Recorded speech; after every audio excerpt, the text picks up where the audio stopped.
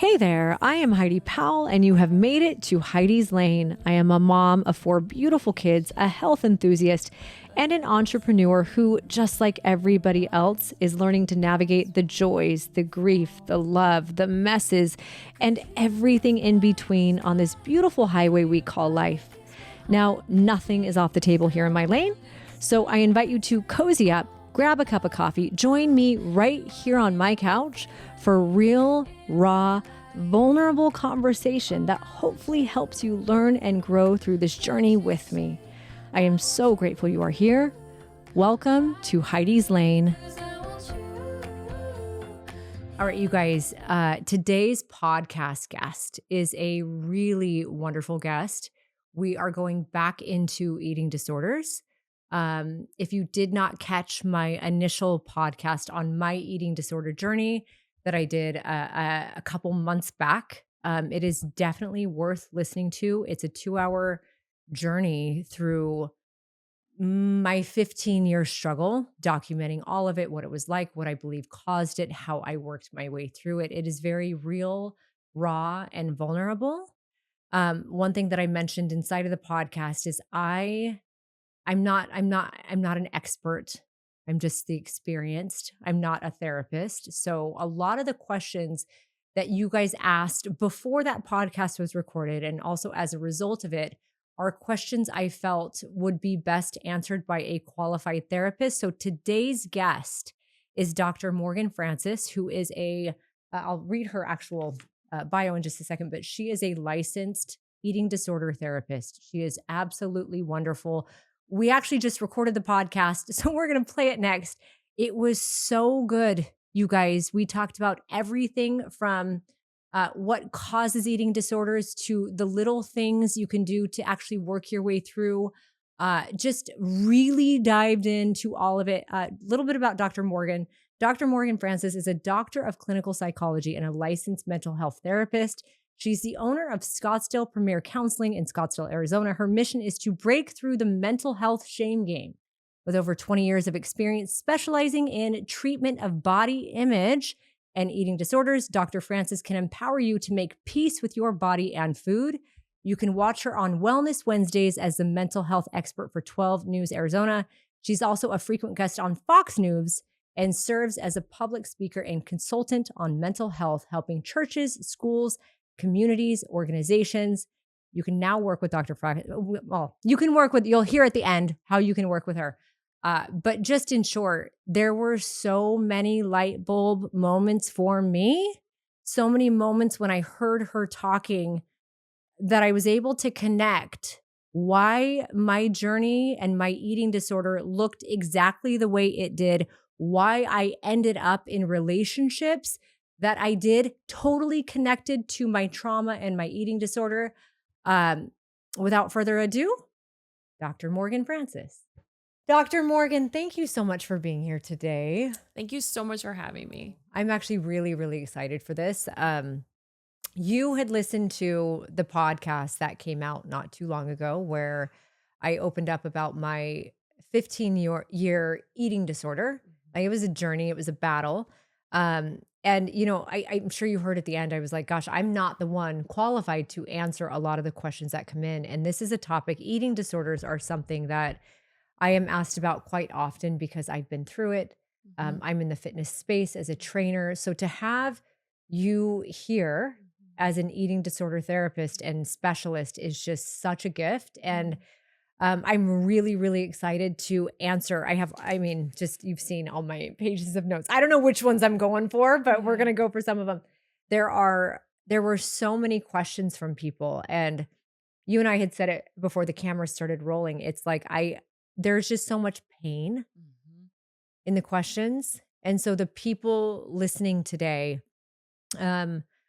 I have a feeling there are people listening for themselves who have never really spoken about their disordered eating, maybe even wondering if they have an eating disorder. And then there's people listening for their children or loved one in some way. So just welcome to the podcast. Thank you for being here. Thank you so much for having me. And I want to say before we start to dive in, how vulnerable and courageous your podcast was about your journey. And I felt that you were so real Mm. and so authentic with your all of it. I mean, you really hit every point along the way. And I'm sure, I mean, kudos because of the listeners were able to bring in those questions because they felt so safe being Thank you. able to ask those questions due to your vulnerability. So I really enjoyed listening to it. Thank you. Hmm. Part of how I'm a little bit of an overshare. I share it all, but I do feel like that's what gets people to open up sometimes. So thank you. Yeah. Um, I think the first thing before we go into, there's so much I want to get to as much as I can in an hour. Mhm. Um, so hopefully we answer everyone's questions. But before I do, can you? I already gave a bio and your Mhm. official bio, but can you tell me and tell the listeners a little bit about yourself and what actually got you into the field of helping people through disordered eating? Yeah. So it's in order to understand my professional career, I usually have to bring in my personal life. Hmm. And because when I was 16, my brother died in a tragic car accident. And he was 20 years of age. And he was everything to me. He was a father figure, he was a best friend, he was an older brother. And so that completely shook my family Mm. unit. And when a parent loses a child, the pain is insurmountable. And so right away, I was thrusted into therapy and I fell in love with therapy because it saved me and it really helped me heal with the grief. However, just because I was able to function, meaning go to school, show up for sports, and continue to do well in school and socially, it doesn't mean that I wasn't still hurting. And so my Mm. pain showed up in my relationship with my body. But already I had a lot of body insecurities growing up. There was a lot of things said to me, comments made. I was chronically dieting since a very, very young age. And you shared a lot about your mother and your father. And I also had some Mm. similarities and parallels to your experience. So I developed my own eating disorder and I coveted it. It Yeah. was my thing. And so I kept it very private. I kept it very secret and hidden for many, many years. And my parents discovered it while I was in college. And they really threatened to pull me out of school if I didn't go into therapy. So school and my eating disorder were the two fallbacks I could always rely on to get me through really anything in life. So I was determined to try to figure out what was going on with my eating disorder. Fast Yeah. forward many years later, I then recognized that even though while my symptoms of my eating disorder were in remission, I was still struggling with my body image. And I Mm. still really felt incredibly insecure about my weight and shape, which was really difficult to navigate.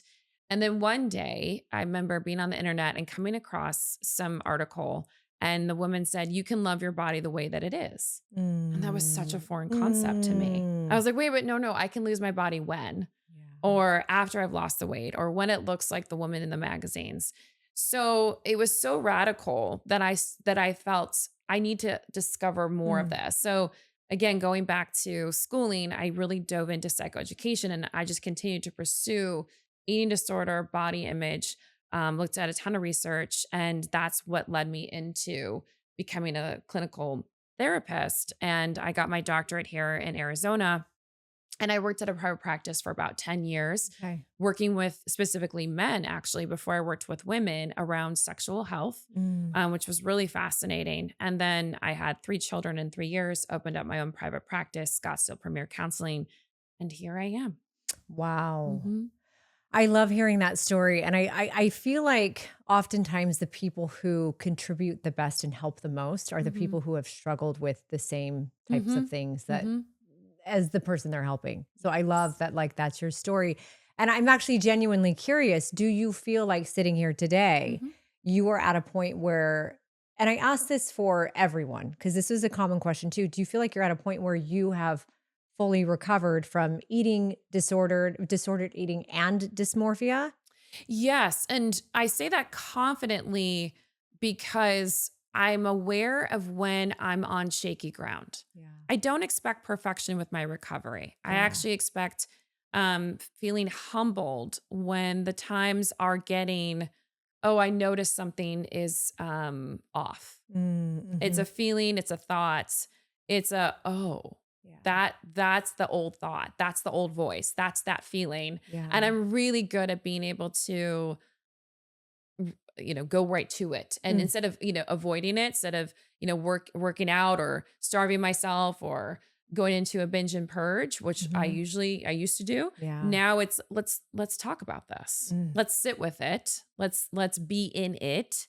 Yeah. And I go towards it instead of trying to get away from it. I love So, that. So mhm, what I'm hearing from you, and I want everyone to hear is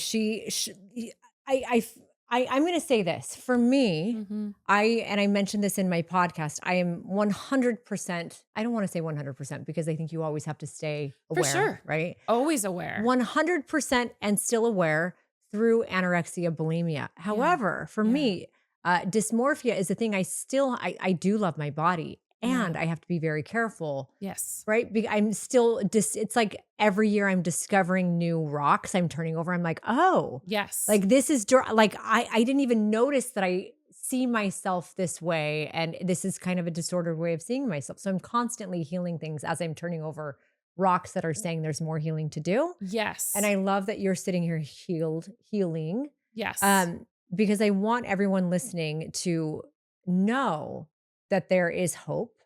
Very much so. I know I remember sitting in a place where I just felt like, and I talked about it in my podcast, but I felt like there's no way. There's no, and I Mhm. relate when you Mhm. say that you like coveted kind of and Mhm. kept secret and Mhm. sacred kind of, right? It Mhm. was like my best friend. It was a better friend to me than anything else. It was there for me Mhm. always. Mhm. I didn't want to let it go. I didn't want Mm-mm. to tell people, Mhm. not because I didn't necessarily want help. I didn't want to lose Yeah. that thing that had me. It was the only safety I Yes. had. Yes.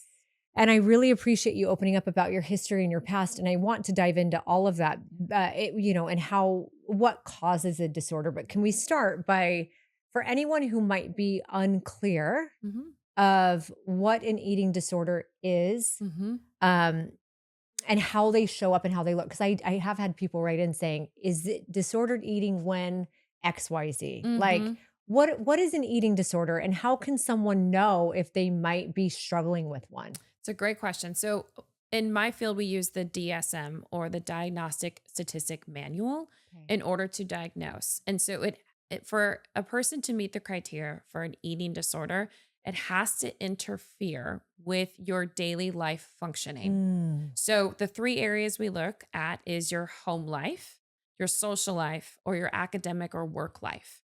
So, it has to interfere with those three sections in your life. And then there's the specific categories around bulimia nervosa, mm. anorexia, binge eating, ARFID, dysmorphia. That's dysmorphia is under the obsessive compulsive disorder What did you category. say right before that? You said anorexia, bulimia. What'd you say? ARFID. What's that? So ARFID is when certain textures, certain flavors, certain types of foods are really hard for a person to eat.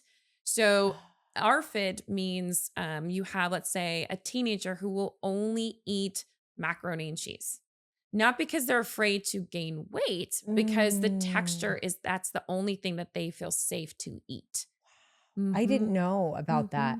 Yeah, there's a whole specialization of people that just focus on ARFID because it is very specific. I Mm, would not say that I'm someone who specializes in ARFID. I usually refer out for that okay. because a lot of times adolescents can struggle with Mm. certain textures, certain types of foods.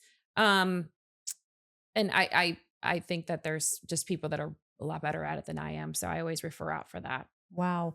Okay, so when you say it has to interfere with either social, home, or academic life, Mm-hmm. when you say interfere, what does that look like? Because I know there were people that were talking about food noise that, like, literally all day, every day, they Mm-hmm. might still go out socially, they might still parent well, right? They might still do okay in school, but like all day, every day, they are plagued by food noise and feeling full. I know was another thing that someone said, like, is it an eating disorder if I eat everything and I'm still hungry, right? Okay, so lots of layers to the things you're Yes. asking. So let's look at food noise. So there's a lot. Food noise, I feel like, is a hot topic word right now because of Ozempic, yes, the yeah. GLP ones. So food noise is not biological hunger. Okay. Okay. A lot of people think, oh, I have food noise. And we interpret that as it is biological hunger. That's not what that is. Food noise is mind chatter. Okay. Okay. So what that really means is it's all the things that are going on in my head. Mm-hmm. And that is shaped by my relationship with my body, my relationship with my food. And what makes the mind chatter become really loud is stress, Mm, chronic dieting, restriction, and mm, shame. mm, mm, Okay. mm. So food noise in GLP-1 specifically, if we're looking at someone who's taking GLP-1s, food noise goes away, right? Because there's blunt appetite. Mm-hmm. So I'm not noticing my physiological hunger, Yeah. and there's a reduction of the reward system. Okay. So I'm not getting the dopamine, I'm not getting the hit. What we're also seeing with GLP-1s, which is some new research coming out, is that there's an increase in apathy. So I have emotional apathy. So I'm not feeling pleasure, and I'm actually not feeling the lows. I'm Okay, but that's not just around food. Is that also that's around everything else? correct. Really? Correct. Everything else. So social relationships, things with your kids, your thing at work, it's spilling into all areas. So we're seeing an increase Wow. in apathy with GLP-1 So for users. anxious attached people, maybe that's not such a bad thing. It's right. Again, yes. Actually, For some people, I this could have is used that in some right. relationships. Yeah. For some people, this has been really helpful. For Yeah. other people, this is creating the meh type of Mm. experience.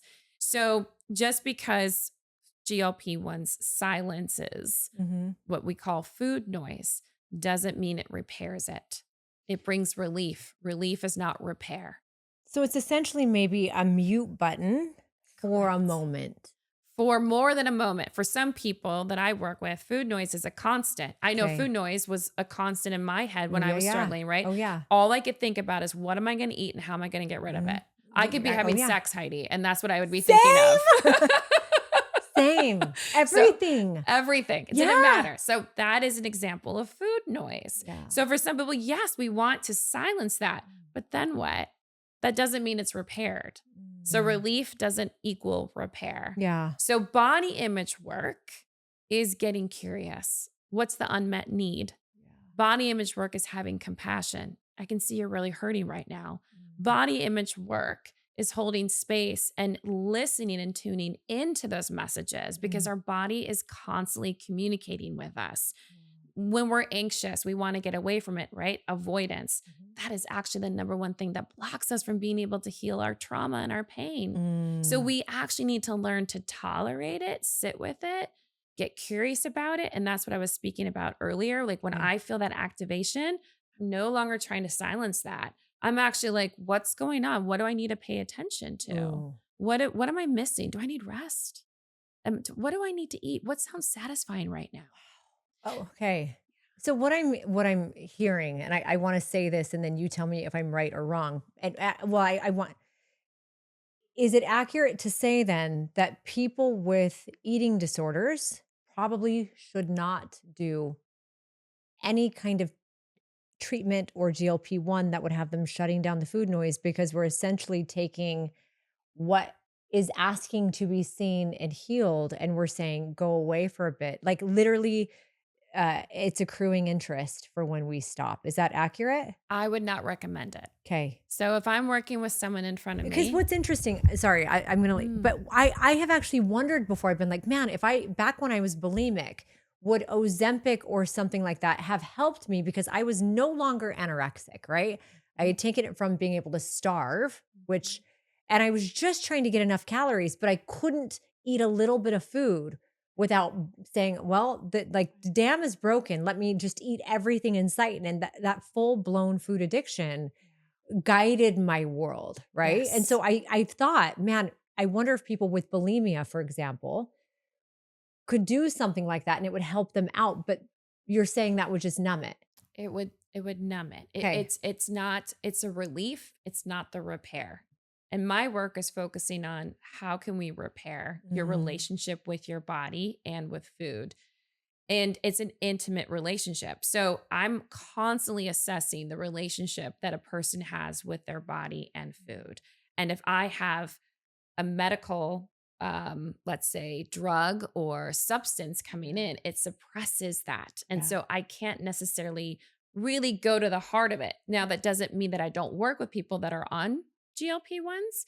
That doesn't mean that I haven't been working with somebody and they still have gone on GLP-1s, right? Mhm. I'd rather have my client tell me, hey, I need to do this for myself. Okay, let's work with that. Yeah. And I've had that happen. And then when the person goes off of it, the body image stuff is still there. It And does not go away. is it louder when they're off of it? It resumes. Okay. It resumes. And it Yeah. can show up in other ways because now it's a fear of, is the weight going to come back? And what do I do when it happens? Because it will happen. It does happen. I've seen it. So Yeah. it doesn't mean it comes back full blown, Yeah. but we also need to look at how you can live with your body and build body trust. So there's 3 essential pillars that I work with when I'm looking at body image: body respect, Okay. body appreciation, and body trust.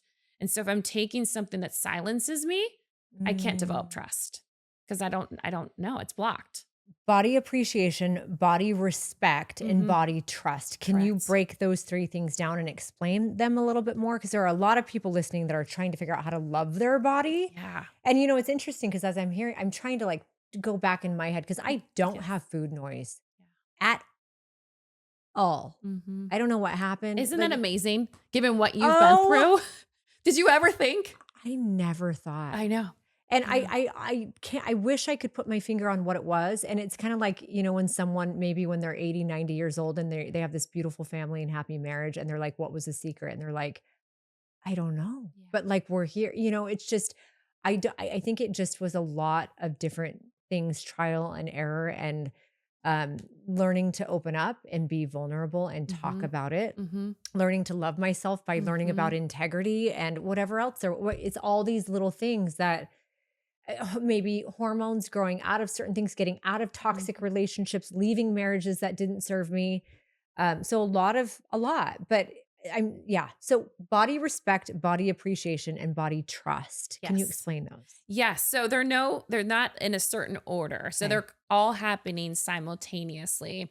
So let's look at body trust. If we think about a friendship and I really want to trust the person, I'm looking for loyalty. Mm, I'm looking for reliability. mhm, I'm looking for honesty, mm, right? And so if I'm bringing that into my relationship with my body, how honest am I about my body? mm, How am I showing up for my body? How am I loyal to my body? Because so many of us feel that the trust has been broken, right? mm, That we lost trust. And that's what dieting does. Dieting breaks trust with our body because diets tell us when to eat, what to eat, how much to eat, what time to eat. mm. We don't trust what's going on internally. Intuitively. Yeah. We trust what's on the paper that Okay. someone just handed us, or I read off a magazine, or I Yeah. saw online. So that's where the trust is broken. I no longer trust my body to show up for me. I trust what diet culture is telling me. Mm. I have this necklace that says everything I need is within me. And I love Mm, it. Someone gave it mhm, to me. Actually, Dave gave it to me. mhm. Yeah, and it Yeah, really sweet necklace. yeah. But as you're saying that, it's also interesting because I am now an intuitive eater. Yes. I do not. I mean, I went on like I was trying to get an idea. I'm like, I don't even know where my protein is right now. I should figure it just so I have an idea. So I think I did like 2 or 3 weeks where I tracked, but I was like, screw it after a while. Mhm. It doesn't serve me anymore. It did serve a purpose for me. And I want to get your advice on this for Mhm. other people. It did certainly serve a purpose for me. I tracked for so many years in a Mhm. way that helped me. That was one of the ways that I healed was I was so afraid of food. I had to really take a leap of faith and follow a plan that had me eating more and not purging it, right? And see the results that had on my body. Like, oh my gosh, if I eat food, it's not just going to go to fat in different places and make me Mhm. unworthy. Mhm. Actually, it's going to fuel me. I'm going to feel better. I can grow muscle. I actually get leaner. So it served a wonderful purpose. And now with no longer having fear, Mhm. adding in knowledge of what food does for me and how much I actually have to eat to like Mhm. sculpt a body that I want, Yes. right? Yes. I feel like the intuition is so great. I Mhm. never worry about it. But for someone who's sitting here listening right now who's probably tried diet after diet after diet. And every time you start a diet, you might make it 10 days in Mm-hmm. and then you break and you Mm-hmm. binge Mm-hmm. and you're kind of back in your cycle again, whether it's overeating or anorexia or bulimia. And it's that lack of integrity, that break in integrity that reduces dignity. It's our love for Yes. ourselves, right? And it's just that vicious cycle over and over. Because a lot of them are thinking there has to be a plan that works for me.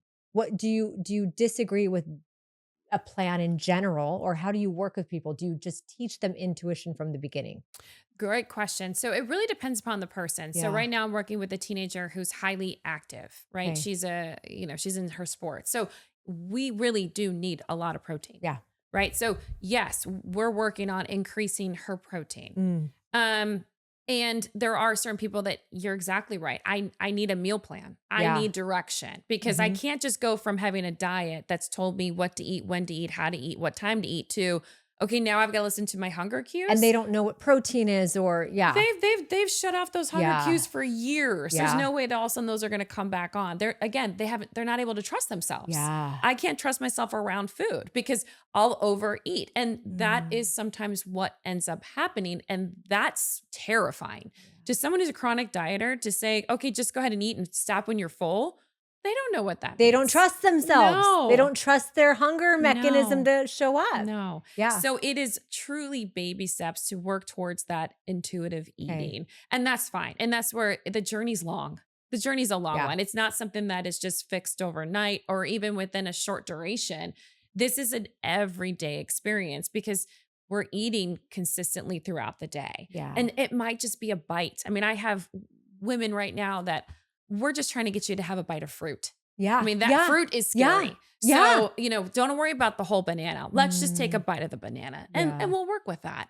So I'm very much small steps along the way when it comes to introducing food back into a person's, let's say, daily meal plan and figuring out what works and what you're sensitive to, and what you feel safe with. Yeah. And that's where the body trust goes. How can I trust my body show up for me? Because I've completely discounted my body. I've learned to not trust it and to trust what diet culture tells me. Mm. I love that. I just had this like little light bulb moment, Mhm. because it's the body trust is really important. We talk about how anyone in our life, we would need to trust them, right? To Yeah. keep them in our circle. It's like, how do we learn to trust ourselves as much as we trust our spouse or our kids or whatever it is? And for me, I'm not going to say for me, with a partner or a spouse, for you to know whether or not you can trust somebody, you Mhm. have to really get to know them, You do. right? You really do. One of the hugest things in my healing was getting to know food and getting Mhm. to understand it and Mhm. educating myself on it Mhm. and what it does for me. Mhm. But then that takes me to a question that I have gotten quite often, like, Mhm. what is the line between educating yourself and going all in and learning about exercise and about food and counting macros? Like, Yeah. what's the line between healthy eating Yeah. and like unhealth, like overdoing it?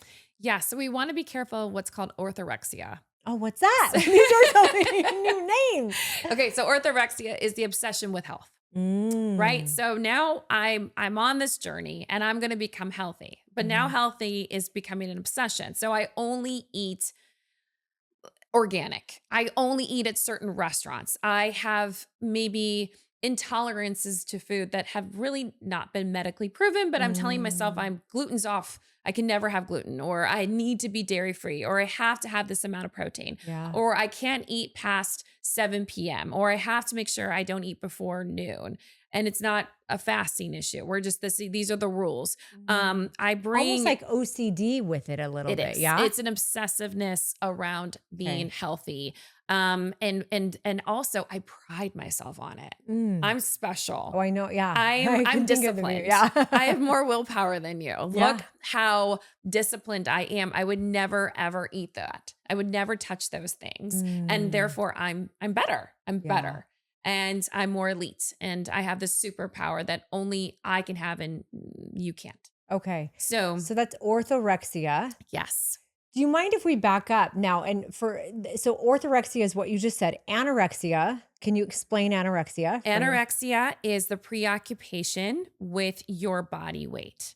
Okay. And a person cannot stop thinking about their body weight and will go through certain changes in their behavior in order to obtain said body weight, shape, and size. You don't even have to be skinny. Well, there's anorexia that typically we would look for a person to be, let's say, underweight.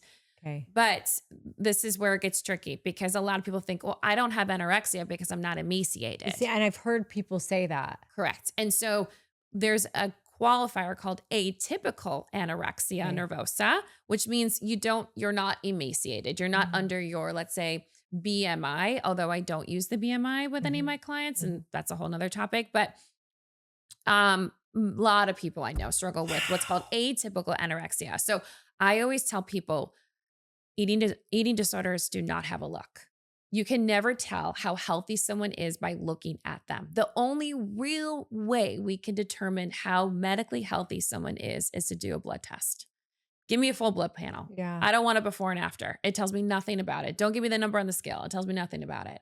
Give me a blood panel, and then we can discuss whether or not you are medically healthy. I see my mind is blown right now because I assumed anorexia was just, underweight, right? I did not know it was tied to how someone perceives the number on the scale, which then is you're saying this and I'm thinking I can't think of 5 people who male and female Mhm. who are not their worth or their value is not I mean so many people their value is tied to the number on the scale and they'll do anything, eat anything, not eat anything, follow any diet to achieve that. So that's I mean anyone listening like if you don't have to look a certain way is such a light bulb for them Yes. like maybe we need help kind of a thing. Yes. So then bulimia, are there different types of bulimia or So the main thing with bulimia is that we can have crossover between bulimia and anorexia, which okay. was something you talked about in your Mhm. experience. And bulimia is met with there's a period of a purge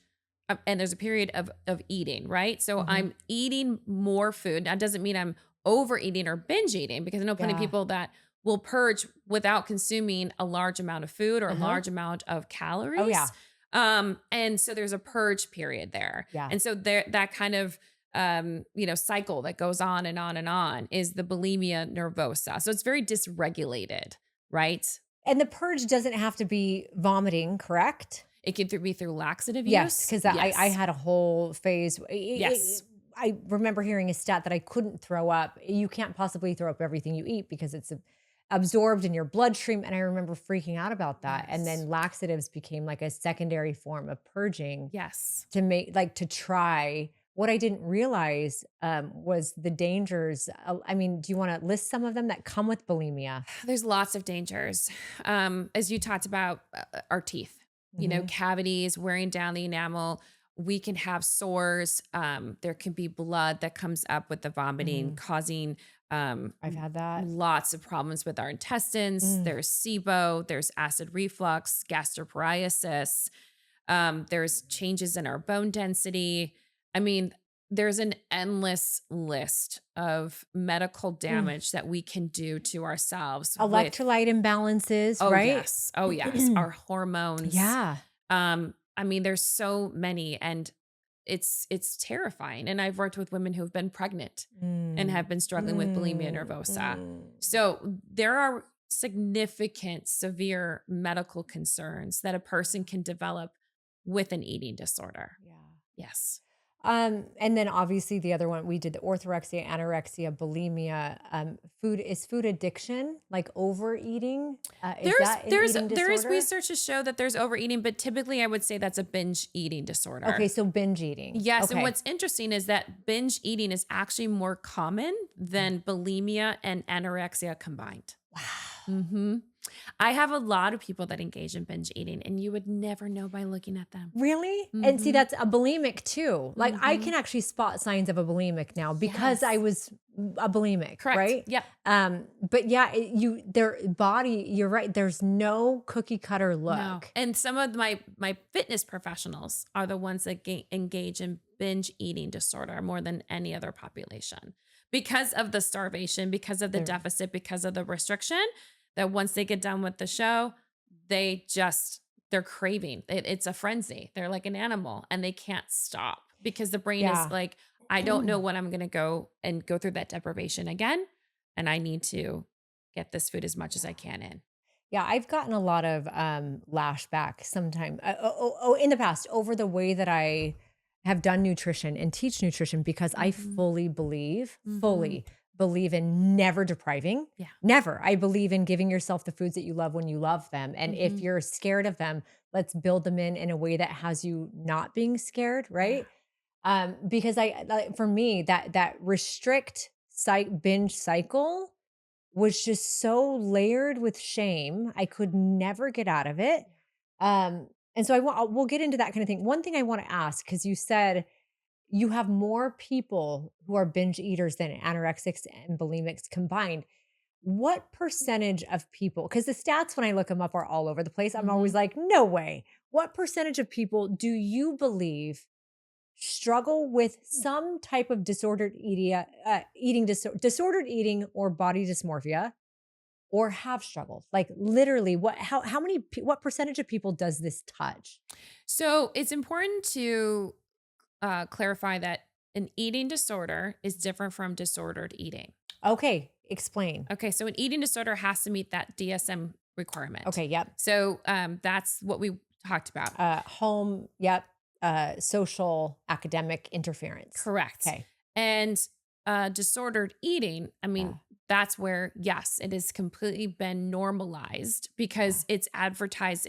We see it every day on our social media, Mm. right? Those are the rules. Okay. Those are oh, I don't allow myself to have that, or I Mm, can't eat that, or and there's really no reason other than to maintain a certain weight or shape. mm. And so we normalize these things and they become part of our daily repertoire. And so Wow. I have a lot of people coming in that are like, well, of course I'm counting my macros, and of course Yeah, I'm counting my calories, or of course I don't eat past a certain time, or yeah, of course I don't eat any carbs, or I don't allow myself to have any sugar. What's wrong with yeah. that?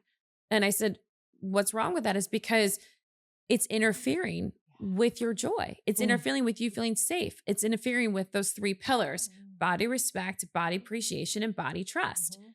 Because if we're all out and let's say the dessert comes to the table to celebrate my friend's birthday, and I'm having anxiety, I'm having guilt Mm, over whether or not I mm. can take a bite of that, that's a problem. I think a lot more people struggle with that than they even admit. I think so too. And I think we've normalized it. We say, Yeah. oh, we're being healthy. Uh-huh. Okay, yes, but Yeah. tell me more about how you would define health Mm. because I don't know what's healthy about that.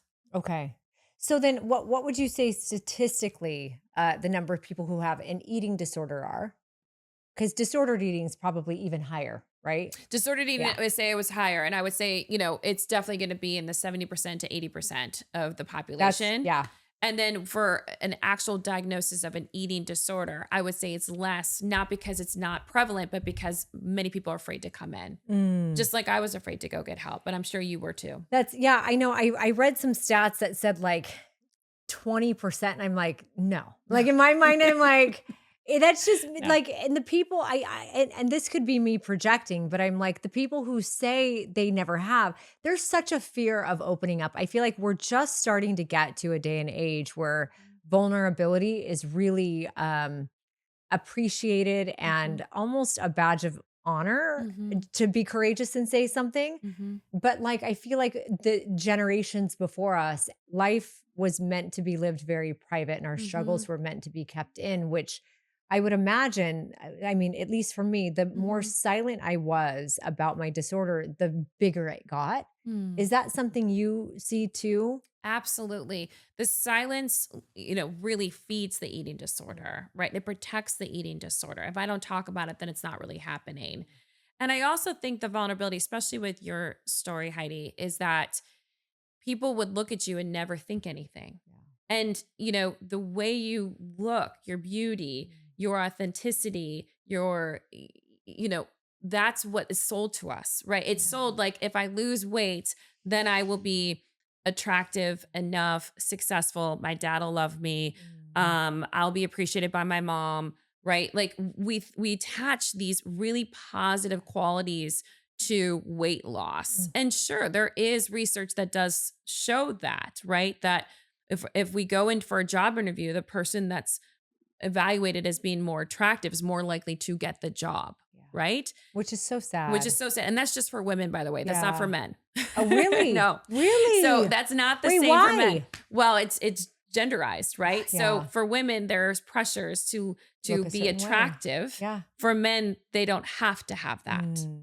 right? To Mhm. get the job. Mm. So I think there's again a lot of the social dynamic and the intersections of body image that also need to be explored. Mm. And that's why I found your story to be so so healing for people to hear, because you really break down that stigma and Thank you you. show, look what I've done. Look what I went through. And it may look a certain way, but it's not. And Mm. I went through so much. And truly, that's why I loved it. Thank you. Mm-hmm. I really appreciate Yes, that. absolutely. You actually just touched on something when you said men, and I know we were talking about getting the job and attractiveness, but Yeah. I personally know a handful of men Yeah. who have admitted to having an eating disorder, and then I know some who've never admitted. Um, do do you see? I'm sure fewer. I would guess fewer men get help, right? Mm. But can you talk a little bit about men and eating disorders? Is it more common than we think? It's so much more common than we think. And what kind of eating disorders? I've seen it. I've really seen it all. I've binge eating, anorexia, orthorexia, a lot of body image shame around their appearance, around, let's say that the muscle, where their muscle is, if they have muscle, their height, if they're going bald. Wait, going bald is connected to an eating disorder. No, I'm saying Oh. their body image. Oh, Them okay, feeling okay. insecure. So, So men will feel insecure about their body image, Okay. and that can show up in their aesthetics. Got so, it. the physicality of their body, so their muscle, right, their height, their certain body types, like their abs, right, Yeah. their chest, and also in sexual health as well. So we see body image being a key piece in men's sexual health. We also see eating disorders, men having and suffering from an eating disorder. And it's now being packaged and marketed as longevity. And so men get into that type of orthorexia type of mentality Yeah. of these are all the supplements I have Oh, to I've seen take. that. Yeah. I mean, there's a lot of marketing behind cottage cheese right now. Yeah, really? Yes. Cottage cheese, man. They're putting a lot of marketing behind that. So there's a lot that happens in men's health, right? And it's sad because men don't have a friend they can talk to about this because there's so much shame and embarrassment around it. Yeah, I have someone reached out to me who had a male who had checked themselves in to treatment recently. And I loved hearing the story. I loved it so much because to me, there's so much, I never got to the point where I would check myself in anywhere. And truthfully, I probably should have years and years ago before, it got as bad as it did. So, but one of the things he had said to me about being in treatment is he was dealing with things tied to his ego around being the only man inside of a room of women. And so do you think that that's something that stops a lot of men from saying when something is wrong? Absolutely. Absolutely. There must be something really wrong with me if I'm the only man here. I'm Yeah. different. Yeah. Right. And there's shame with that. And men don't have that community. Yeah. They don't, they're so isolated and so alone in their insecurity. And it's a disservice to men. And that's why I really encourage men to reach out and to get help because they can't do it alone. They can't, just work through this on their own. They really need the support and the community to help them through what they are going through. Got it. Now, the next place I want to go, I'm not sure which way I want to address it, but I think it's really important to talk about, number one, how early an eating disorder can start. And then tied so closely to that is, where does an eating disorder actually begin? Like, is it something because I'm thinking about in my childhood, Mhm. now in hindsight, I'm like, gosh, my parents were probably both orthorexia, Mhm. right? They were um, before any there was no anorexia, there was no bulimia that I knew of, right? But like before any health crazes, they were like into, okay, let's do no sugar. There was always something big that they were doing Mhm. that for me was like okay, this is how it has to be for me to be enough kind of a thing. So what things cause an eating disorder and how Mhm. early can an Mhm. eating disorder start to manifest? So we're seeing eating disorders manifest chronologically as young as 5 years of age. No way. Yes. 5? 5 years of age. So when a child is going to kindergarten to learn how to read or tie their shoes, there are children that are worried about getting fat. Okay, wait, and what's that looking like in a 5-year-old? It's looking like picky eating. It's looking like doing some numbers in their head as far as, like mom, I ate this today. Mom, I won't eat that. Sugar's bad. It's having rules around certain types of foods. Ooh, It's ooh, it's this is so good to hear. it's having a preoccupation Mhm, with thinking about food and mhm. thinking about their body in a way that is worrisome, that brings anxiety, that brings guilt. I did something bad because I had chocolate cake. I love that you are saying this so much because with my kids, I am so against any Mhm.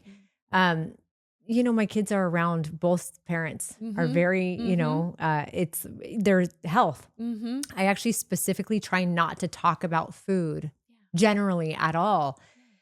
Yeah. And I one of my kids came home the other day and they're like, "Oh, I can't have this unless I have protein first." And I'm like, "You're a kid.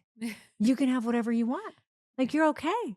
"Oh, but then the sugar gram." And I was like, "The sugar gram you shouldn't be counting grams Mhm. of sugar at Correct. any age. Am I wrong?" You're not wrong. Oh, okay. So now, You're like, not wrong. literally, what do I do about this? Because I was just talking to Ryan about this. I'm like, I don't count sugar at Right. all. I don't count it for my clients. I Right. Right. don't, I'm very careful because I know what triggered shit in my head. Yeah. And when someone told me I needed to eat a certain thing or in order to look a certain way.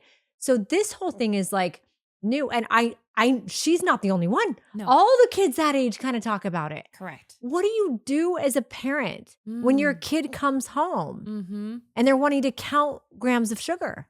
So one, I think it's really important for parents if they're a household that, like you said, Yeah. doesn't get into this type of language and Yeah. isn't counting things, which Yeah. I'm so grateful to hear.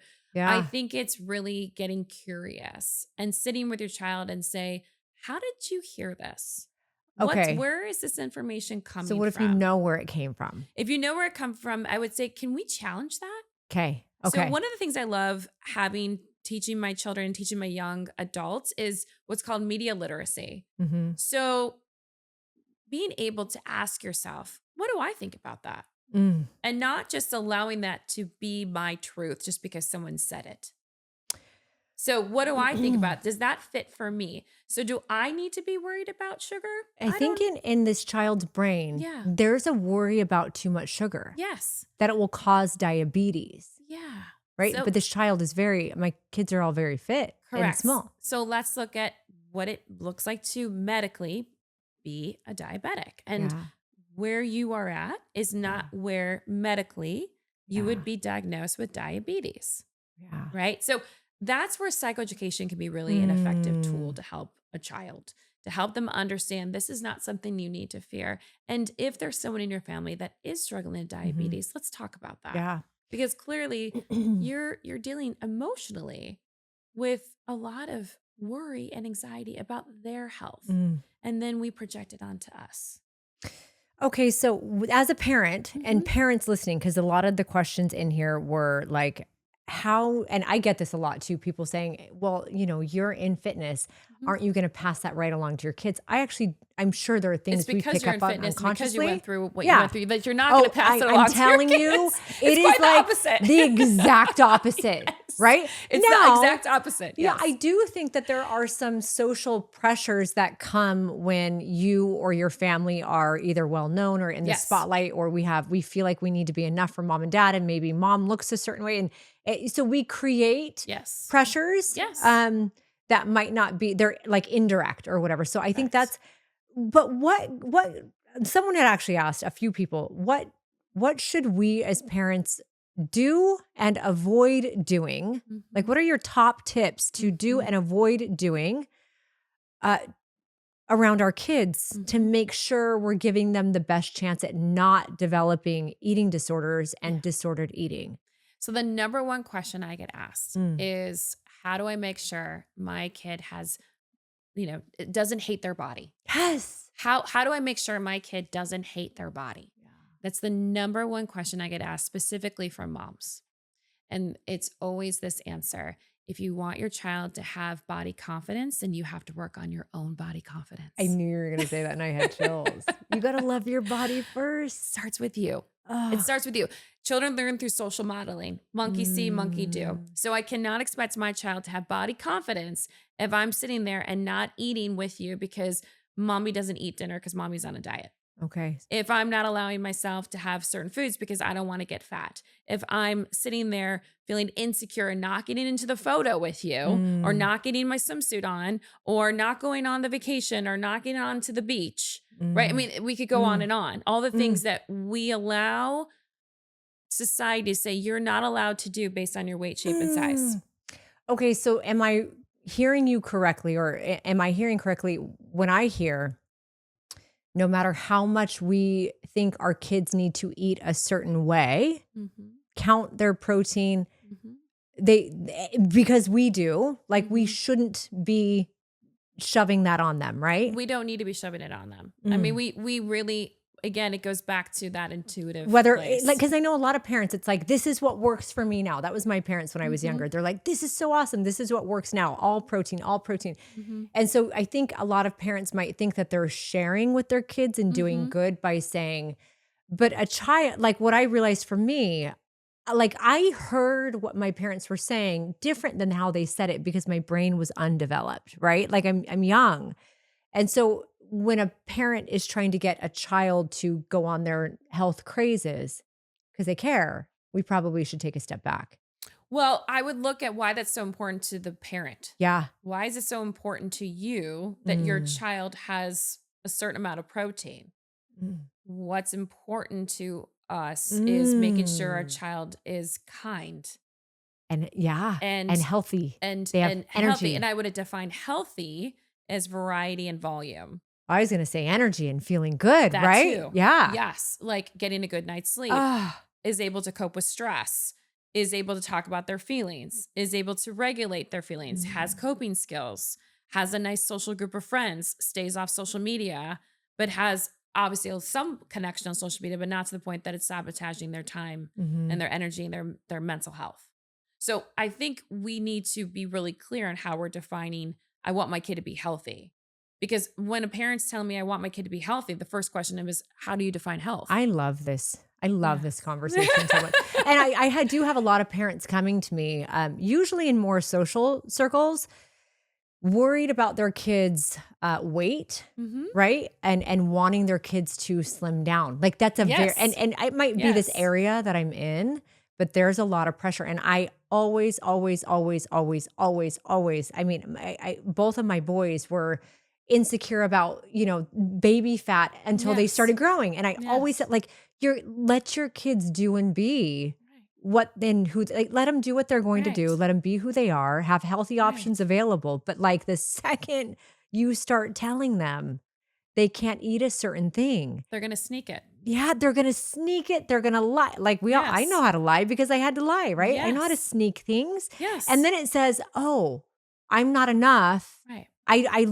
My parents not proud of me, right? There's just, Yes. My right? parents are not proud of the way that I look. Yeah. My parents don't like the way that I look. I need to lose weight. And now there becomes a deprivation. And now there becomes, again, that lack of a body appreciation. I can't Mm, trust my body. If my mom is telling me, honey, you really should, watch what you eat before homecoming, mm, or, mm, ooh, you're mm. getting a little tight. Those clothes are looking tight on you, I right? can't Which even mothers will imagine. say, I can't oh, imagine. yes, it I happens. would never. I know. I would never either, but we know because we've heard Ah, it. At least I yeah. know I've heard it. I was told those things growing up. Yeah. Hey, don't you may want to watch how active you are because men don't like big thighs. Mm, Or you need to watch your weight because this boy doesn't like boys or like girls that are carry around the middle. mm. Right. So things have been said to us, and it may come from, I'm going to use air quotes here, a caring place, Yeah. but they're hurtful and they're harmful. Mm, Right. So many times children are raised to be pleasing, mm. pleasing to the eye, pleasing what we say, and pleasing what we do. And we need children to be their authentic I self. love that. I love that so much. Yeah.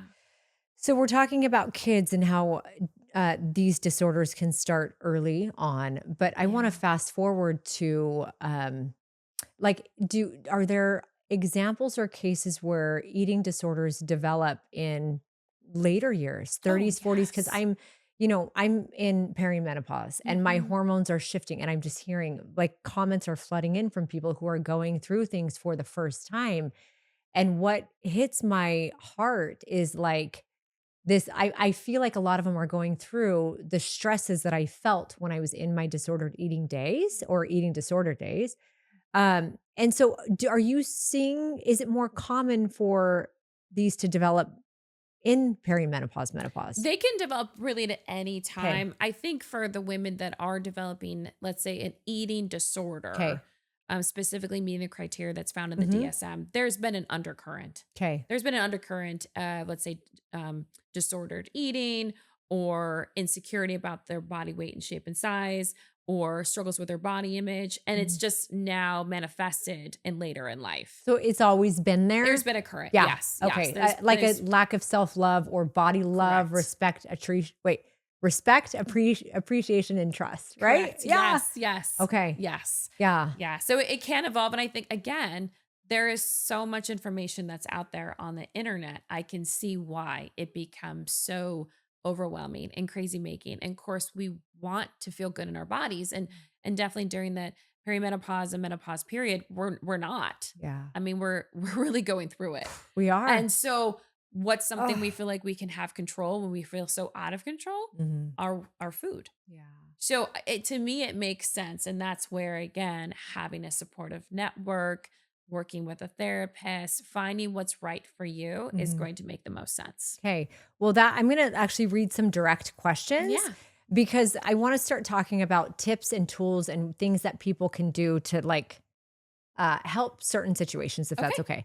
So this one person, these are a couple binge related questions. Yeah. Someone said, "I eat so well during the day, but the minute I sit down for the night, it's constant snacking, like panic eating.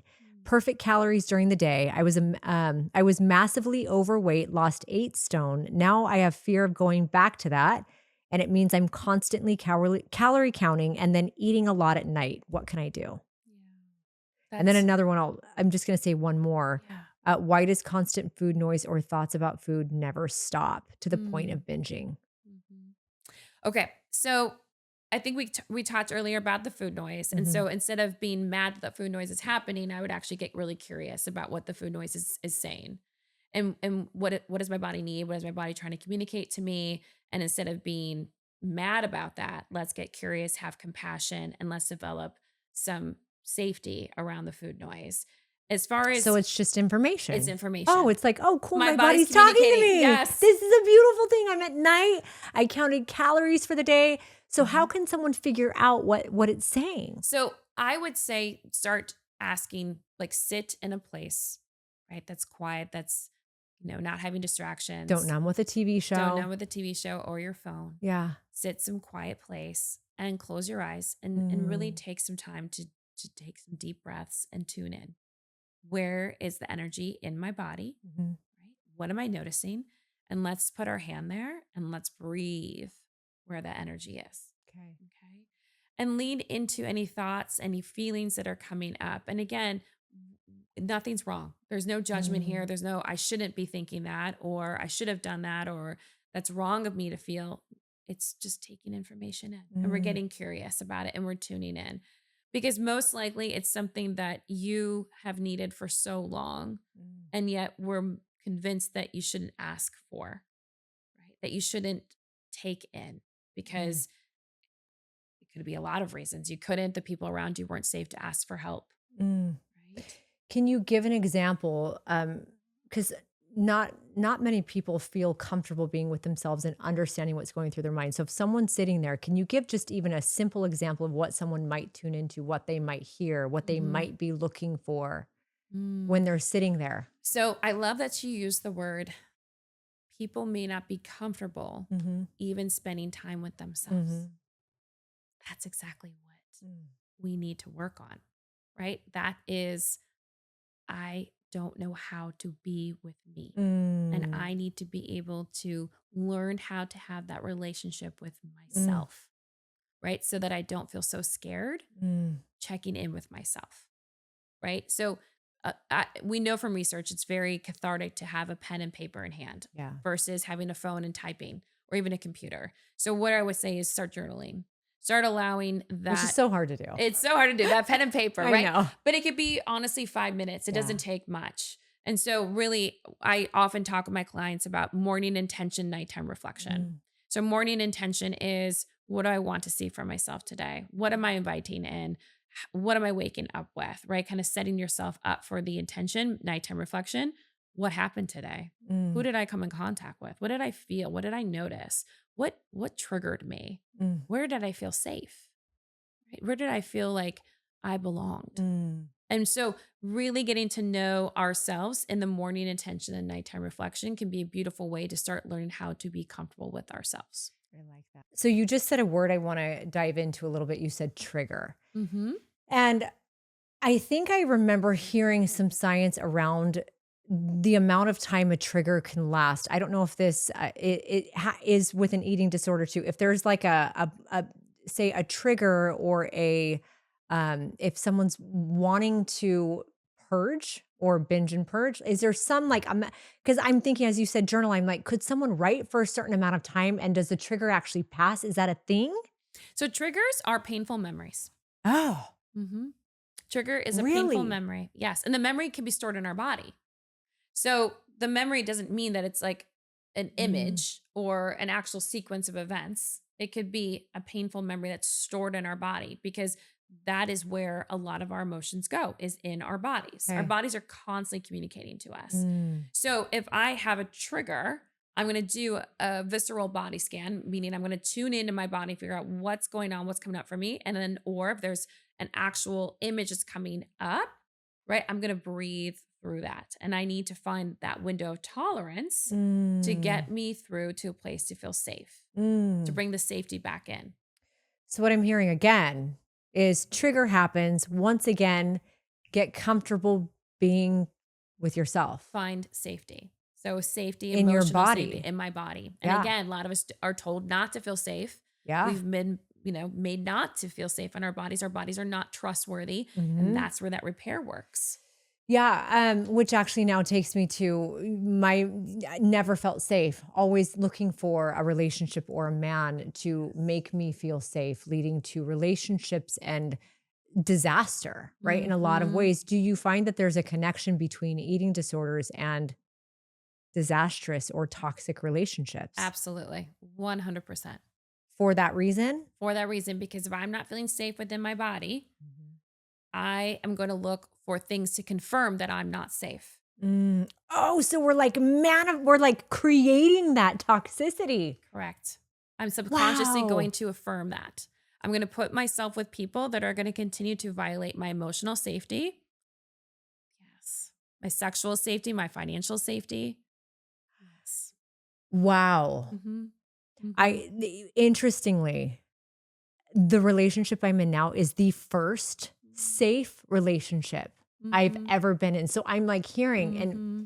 I'll get a little bit emotional, but one previous was the most toxic thing I'd ever been in Mm-hmm. my entire life. I like looking, I was sad for myself mostly because as a 40 something year old woman, I stayed inside of this thing that I would have cried for anyone if I would have seen. Yeah. But as you're saying all this, part of me is like, was that my subconscious like almost attracting the final piece of healing Mhm. and needing to like what you just said, bring that chaos and that Mhm. toxicity close to like figure out how to break free before I actually was ready for a safe, Yeah. stable relationship where he loves me, but more importantly, I love me.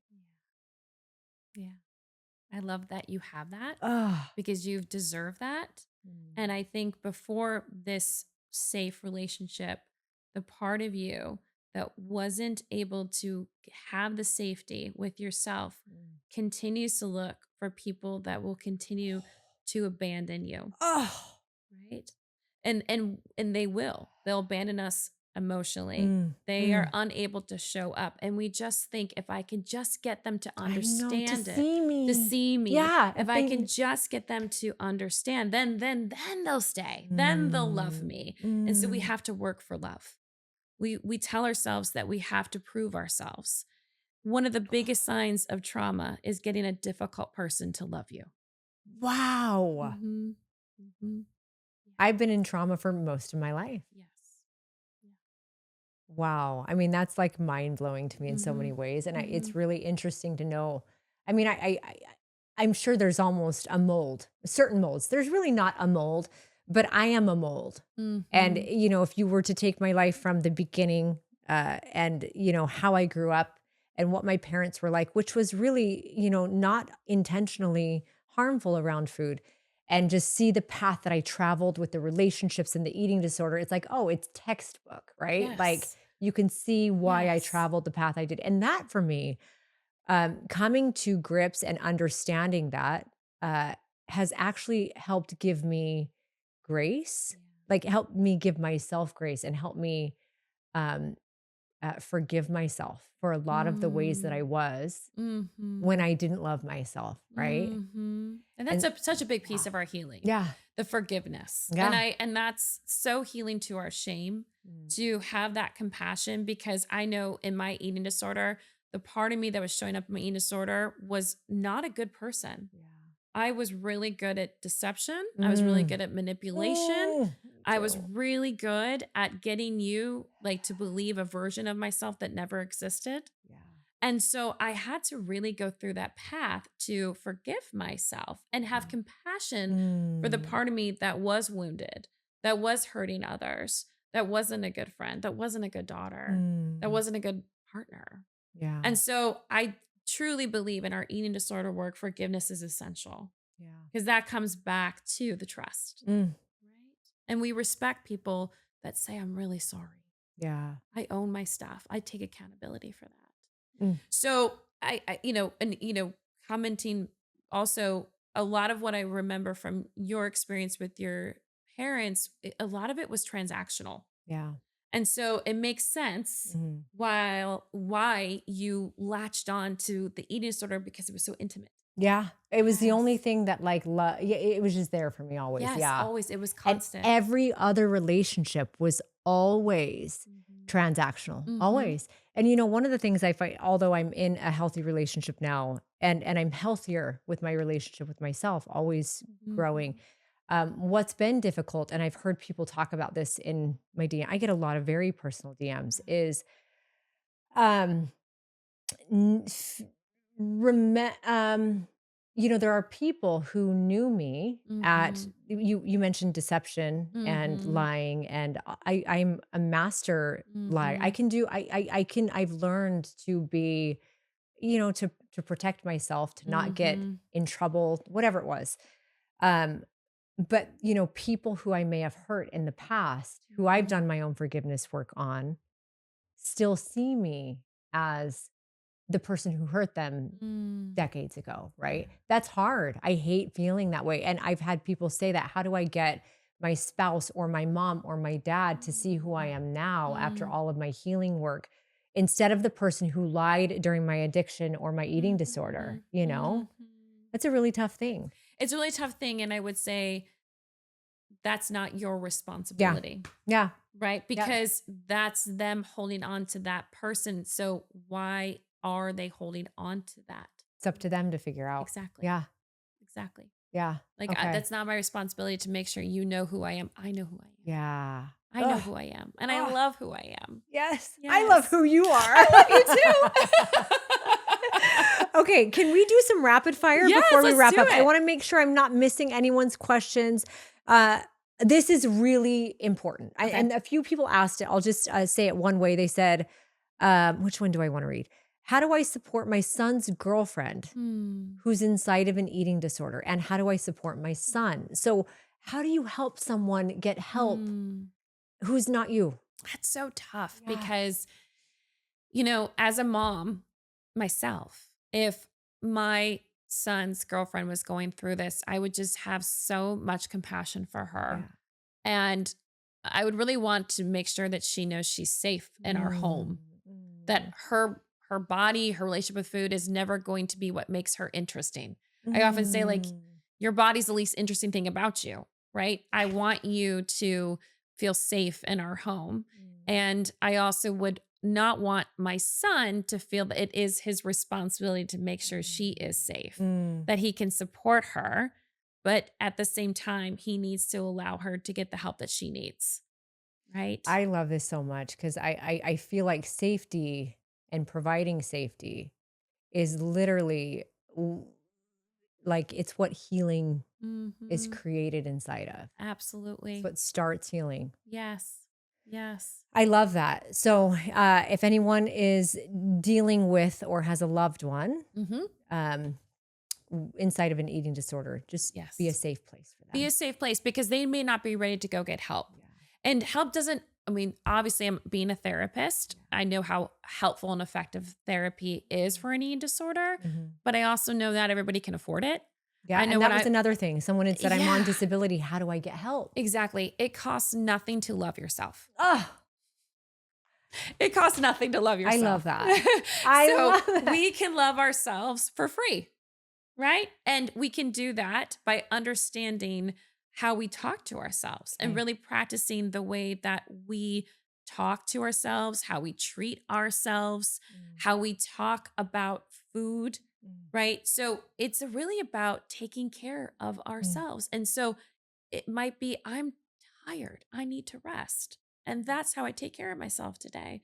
It may be, I can't have another conversation about this with my boss. Yeah. I'm going to go home and I'm going to get into a bath and I'm going to put that aside. So again, self-care can look different for everybody. It may be saying no. Yeah. That is how you love yourself. I love this. It's so simple. It's so simple and it doesn't need to be expensive. It's not expensive to love ourselves.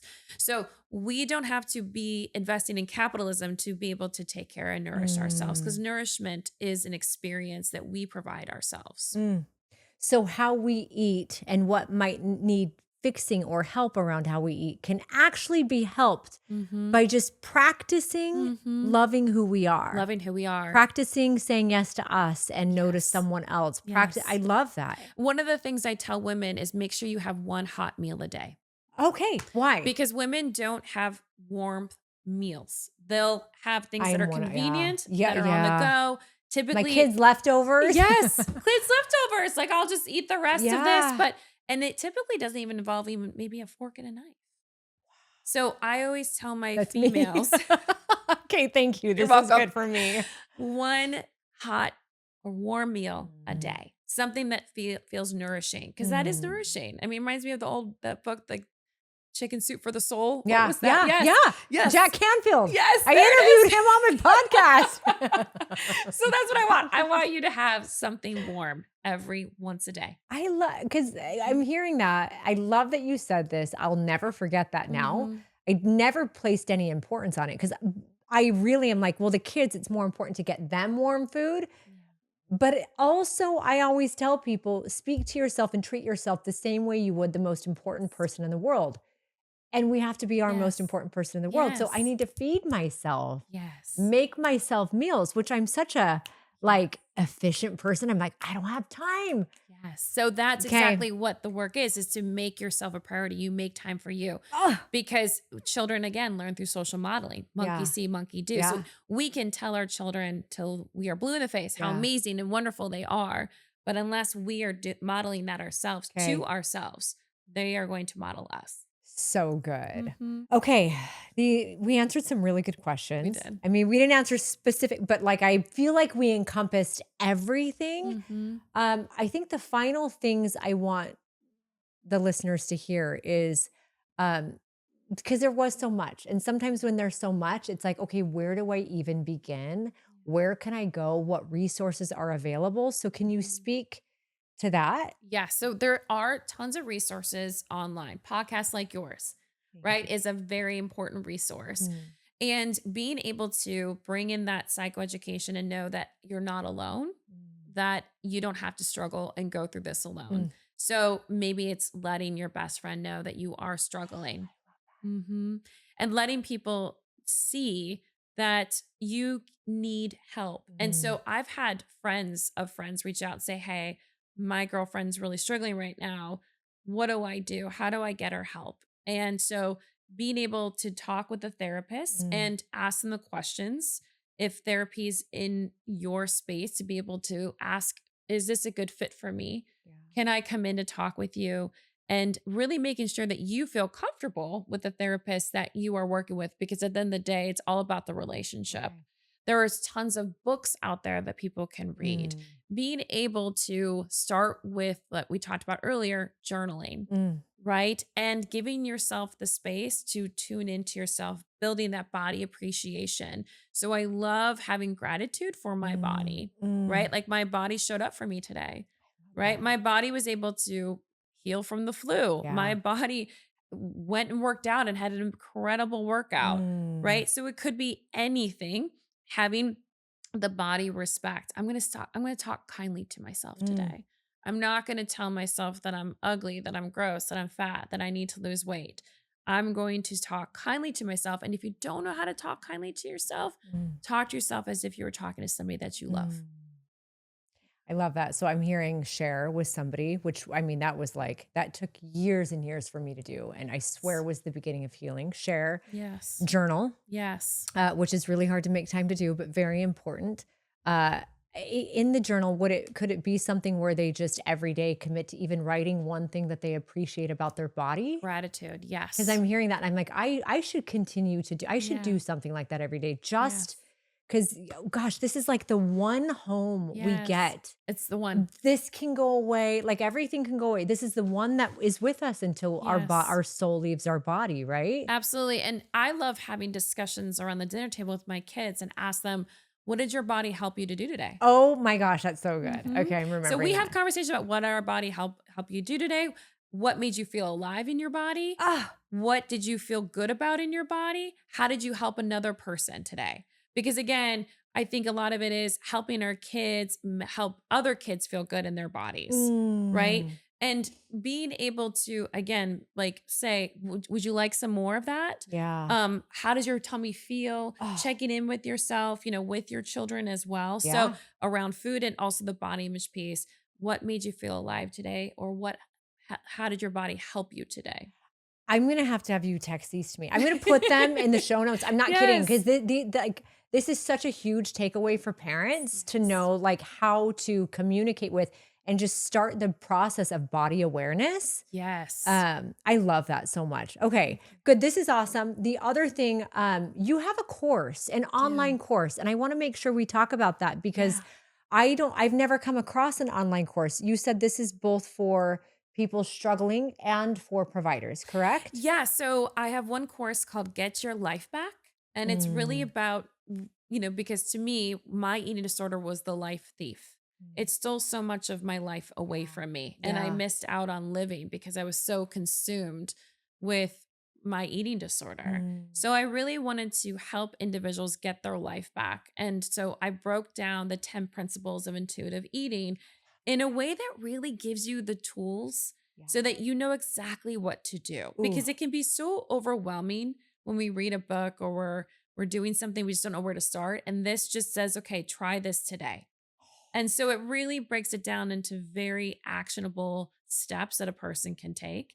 And then, of course, it has a lot of journaling prompts that you can do, Mhm. has affirmational statements if you can't think of any on your own, has a Mm, tremendous list of resources. So that's the Get Your Life Back course. And then the other one is for providers mm, for them to know how to help people with body image. I have found that a lot of therapists know how to do and work with eating disorders, but not as much about body image. And mm. you don't have to have a negative body. I'm sorry, you don't have to have an eating disorder and not just have like negative body image, because a lot of people who struggle with negative body image may not meet the criteria for an eating Yeah. disorder. Yeah. So that's where I really wanted to make sure that we're helping individuals with a negative body image. I love that. Okay, where can someone go to get access to this course? We'll put it in the show notes, you guys, so you'll be able to click or Yeah. do whatever. Where can they go? And where So can they find you too? my online on Instagram is where I primarily exist. And Mhm. so at Dr. Morgan Francis.